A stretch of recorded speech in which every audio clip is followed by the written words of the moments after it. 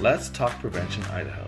This podcast is a production led by the statewide nonprofit Community Coalitions of Idaho, or CCI.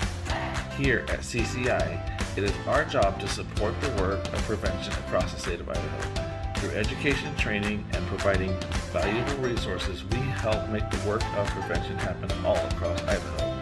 This podcast will update listeners on what CCI is doing from week to week, as well as provide information for vital professionals in Idaho and across the country. Hello, Idaho prevention folks, partners, coalition members, and general community just interested in drug and alcohol prevention across this great state of Idaho. So it's been a while since we've had a podcast. Apologize for that. We've had, as many of us have experienced here in Idaho, we've had some health issues here in CCI and personally, and just the state has just been really just coming out of a crisis standards of care, and everything still going on with the pandemic has really been affecting how we have been able to do some of these ancillary things. I would like to update you on a few things before we get into the meat of this podcast. Is we did hire a brand new graphics contractor, Tribute Media. They are now our graphic contractor for prevention folks and for our coalition here at CCI. And they've been doing some really cool stuff for us. And I'm super excited to see what the rest of this fiscal year has to offer with them on board. They did help us create a new template for a newsletter. People are still asking for the newsletter. So we are going to be providing a newsletter starting in January. We have that template. We have the preliminary content ready to go for that. So you will be seeing that come into your email boxes. If you are not on our email list or not sure, go to communitycoalitionsofidaho.org, and in our contact me portal, insert your information, and we will make sure that you get added to the list for the newsletter that goes out every single month. It'll go out monthly, so you don't have to worry about a ton of emails coming from us, but planning on doing that monthly. So, and then two, we have some other things coming up. It's a busy year. And the thing that we'd like to talk about now is, that we're here to talk about today, is CADCA Forum. So community coalitions, or I forgot what CADCA actually stands for, but the nationwide organization that oversees this coalition work and helps us get the funding for the DFC and the other grants that come from Washington D.C. They're the lobbyist, I guess, or the arm that kind of helps allocate those funds all across the nation. And they're the ones who basically fund and make sure prevention happens here in Idaho, period, because I would say about 90% of the money spent on prevention in Idaho comes from Washington, D.C. Very little comes from Idaho itself. So we've had some coalitions that have been super funded this year, but that was because they took advantage of some amazing opportunities when it came to COVID relief funds. So good job for those of you who went out and secured additional funding during this time when it's available, and hope to see some really cool things happening in Idaho. I know Eastern Idaho and Northern Idaho did a really good job of super funding this year. So looking to see some amazing things happen out of those two regions. So all of us have been, I was extremely surprised to see that CADCA was doing Forum in person this year. Forum for at least the last year, if not two. I can't remember. I think we skipped one. I'm not sure. They have been virtual, and they've done a good job with a virtual conference of that size. I mean, could have been better, in some aspects, but by and large, especially as we're all learning through all this stuff, I think they did an adequate job. I've always thought the price should be different for virtual versus in person, but that's neither here nor there. But as our team, because once again, we've been asked to coordinate the Capitol Hill Day, which I'll get to in a minute. And we've been asked to do some additional responsibilities as far as representing Idaho and making sure that our coalitions are ready to go and they get the most they possibly can out of their forum experience this year. So as we were, my staff and my contractors, as we were preparing to make sure that we made best use of the time and funds that would be allocated to this, we were going over some stuff, and I was looking at the schedule, and I scrolled down to the bottom of the schedule, and I found this. And I'm going to share my screen so that I can show you guys what I had not noticed. So here is when you go to the schedule for Forum 2022, you look.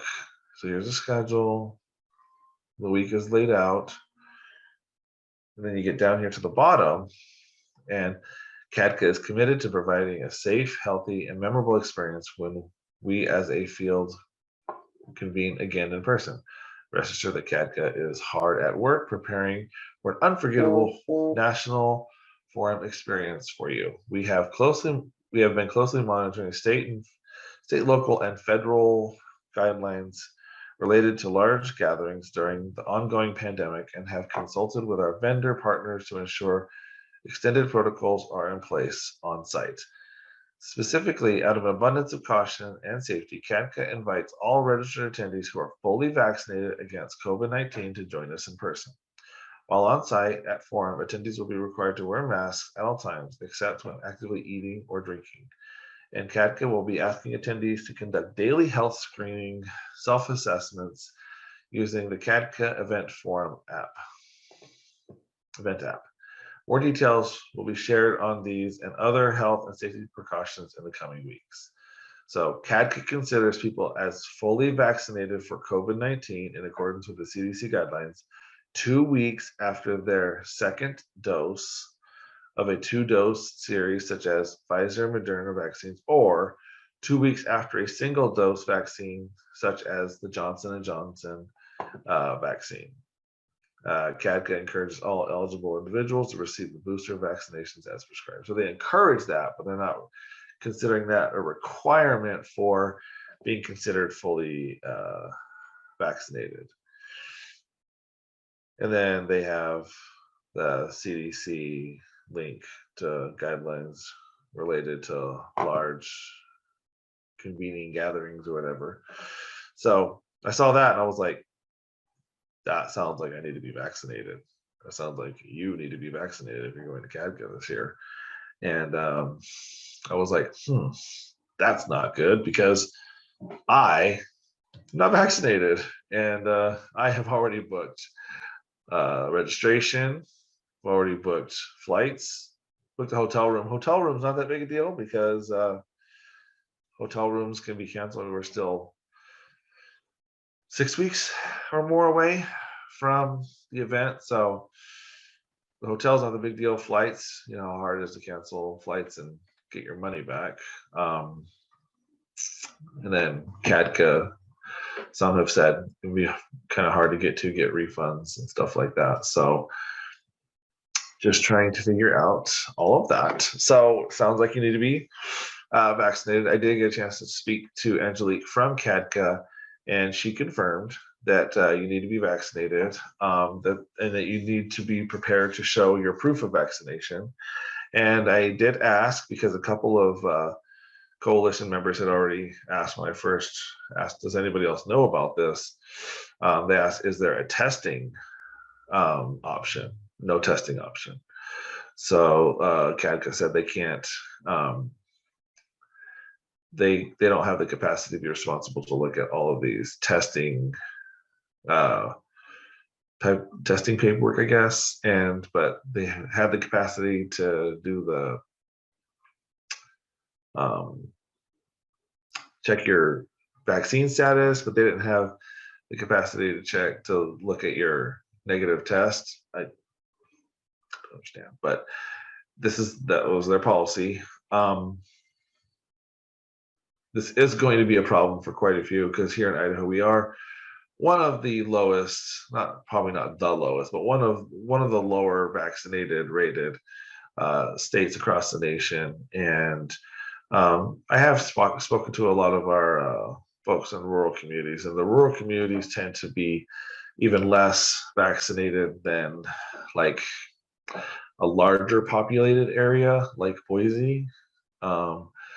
So, and I don't know if that's just ease of access or like fear about the information about the vaccine or whatever, but whatever that is, we don't have the same levels of vaccination status. And I did speaking to Angelique, they are willing to refund anybody's registration that still chooses not to vaccinate. They will refund you. So I didn't hear any problems. She didn't give me any, up until this date or whatever. They also said that they are looking at taking the content created from the in-person event, and they are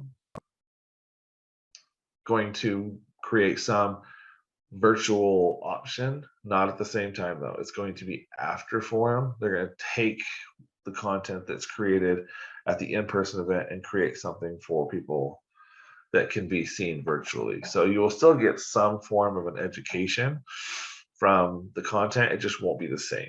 Like, you won't be in person. It won't have the same complete feeling. I don't know any of us could really say that we had like the exact same experience from a virtual event to an in-person event. I think that's far and few between. I don't think very many events have hit that mark. I think if you have hit that mark, it took a lot of effort to really have that same experience. Another thing that people really come out for CADCA is Capitol Hill Day. It's neat to go to the Capitol, to be in the offices, to see our nation's, headquarters, where things happen and all that stuff, and just really neat to touch it and feel it and smell it, kind of thing. And that is not happening either. They have been having Capitol Hill Day, but this Capitol Hill Day is going to be virtual. So you're going to be at an in-person event, not too far away from the Capitol, but you're not going to be going to the Capitol. You're going to still be Zooming in with your congressmen and senators from the hotel room. So I know I've heard a lot of people saying, I can't wait to get back to the Capitol. I can't wait to, our delegation was excited about taking a new picture in front of the Capitol, because we've had so much movement and so many changes within the confines and structure of who makes up our coalition, who makes up the coalitions across the nation, across the state. Some people have stepped out of active coalition work. Some people have stepped out of the state and gone somewhere else. So we were just excited to get some new content for our website and social media, and it was going to be neat to be in the office with our legislators. So there will be no in-person with your congressman or your senator, aside from if you work something very personal out, like if you're very close to your respective leaders and you work something very personal, like just you and them kind of thing. What I heard from CADCA is that the Capitol is not open to visitors at this moment. And it is actually not because of COVID, it is because of what happened on January 6th still. So we're almost to the next January 6th. And that insurrection that happened at the Capitol there in Washington, D.C. is the effects of that are still reverberating across our leadership. So I wasn't there, and the picture seemed pretty bad. I couldn't imagine being a law enforcement person trying to hold back that many people, but that is why we are not having in-person Capitol Hill Day. I'm sure COVID has something to do with it, because COVID is still such a big part of our lives and everything. But those two things have changed Capitol Hill Day. So I guess what we all have to figure out is, if I'm not vaccinated, do I want to get vaccinated or do I want to stay home? Now, I know my wife would love for me to say, but the decision is each of ours. And I think that if we have people in our coalition who are not comfortable, but there are some that are vaccinated or willing to get vaccinated to do this, they're still willing to be at an in-person conference doing virtual components with legislators and stuff, then we make sure that we let these people know what we're looking for them to bring back from forum. And those of you who are still going, who are willing to get vaccinated and deal with all the different things that will make up this in-person conference, it's your responsibility to take really good notes and bring great information back to your coalitions, because your coalitions are going to be relying on you to bring back the most relevant information possible. So I felt like this was an important topic to jump on and do a podcast on, just because I didn't know, and I thought I was, paying attention, but I guess I wasn't paying attention to the aspect of, I didn't do my registration. My program coordinator did registration for me, and our grant evaluator, like for our team going from CCI, she did all of that for us. She booked our flights. She's amazing. Like, took a lot of things off of my table plate that I'm really not even good at doing for myself. I mean, when it comes to family vacations and stuff, my wife does that for me. Like, I don't handle those things. She's just better at it. She can find the better prices stuff for some reason. And the one time that I booked a travel for business, the flights were fine, but I didn't even do that. My brother booked those, but the hotel was a nightmare. So if you're in that situation and you have an amazing staff person that helped you out with everything, make sure you're aware of of all of the rules and regulations. I thought that would be a bigger deal and I would have heard about it, so I didn't really go seeking it out. And I'm really not a biggest fan of the CADCA website. I tend to get lost in it a lot of times. Is that bad? Is that bad to admit? I don't know. It doesn't flow the way my brain works, to say that. So, but I really thought that since I was getting all this information, that why keep it in my head, or why just share it with the few people that are going to ask me? Why not make this information available to everybody, so that we're all best prepared for whatever gets tossed our way at CADCA. So, and I did hear from Angelique, there's no rush to request your refund. She said a lot of things could change between now and when we're actually scheduled to be there for forum. So there's no rush to make a decision now. We can get through the holidays and see what happens. She did say that if the virtual option that they're looking to provide afterwards will be the same price as your in-person registration. So you could always, once they figure out what that's going to look like, you can always just ask to move your registration from the money you spent on the in-person to the virtual.